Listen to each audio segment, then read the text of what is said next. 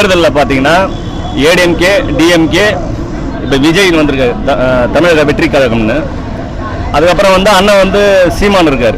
சீமான் வந்து பார்த்தீங்கன்னா ஒரு 15 ஆண்டு காலமாக அரசியலில் 3 தேர்தலை சந்திச்சிருக்கார்.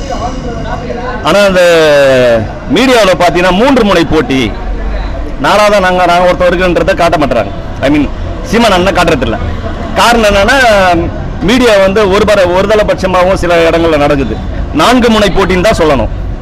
ஏன்னா இப்போ 3 முறை தேர்தலை சந்திச்ச ஒருத்தர் 3 முனை போட்டின்னு சொல்லிட்டு ஒருத்தரை கழட்டி விடுறது, அவரை மறைக்கிறது, அவரை காட்டாம கடந்து போறாங்க.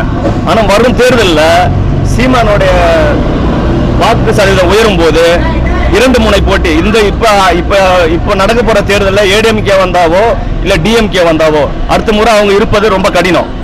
ஆனால் சீமான் அண்ணன் வந்தாருன்னா, சீமான் அண்ணன் இந்த முனையில 4ஆ இருந்தா கூட சரி, 2வது இடத்துக்கு வந்துட்டாருன்னா 2 முனை போட்டி தான் வரும் அடுத்தது.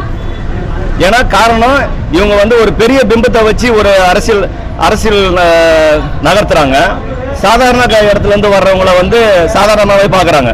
சீமான் வந்து 8.22% ஓட்டு வாங்கியிருக்காரு. இந்த தேர்தல் அது 16ஆக மாறிச்சுன்னா அடுத்த தேர்தலில் மிகப்பெரிய சக்தியாக மாறுவார். அதை அதை ஆகக்கூடாதுன்றதுக்காக வந்து 3 முனை போட்டின்னு சொல்லிட்டு அவரை எப்படி சொல்றதுன்னா எதுலையுமே பார்க்க முடியாது. சோசியல் மீடியா மட்டும் இருக்கிறதுனால தான் ஓரளவு கட்சி வளர்ந்துருக்கு. அந்த சோசியல் மீடியாவோட செல்வாக்கு இப்போ அதிகமாக இருக்கிறதுனால தான் பெரிய பெரிய சேனல்கள்லாம் பார்த்தீங்கன்னா காட்டுறதில்ல. இனி வரும் காலங்களையாவது அந்த தவறை திருத்துங்க.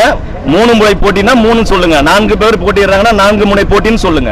5 பேர்னா 5 முனை போட்டின்னு சொல்லுங்க. பத்திரிகை தர்மத்தை காப்பாத்துங்க. ஏன்னா பத்திரிகைக்கு ஒரு தர்மம் இருக்கு. அந்த தர்மத்தின்படி நடக்கணும். அதை தயவு செய்து செய்யுங்க.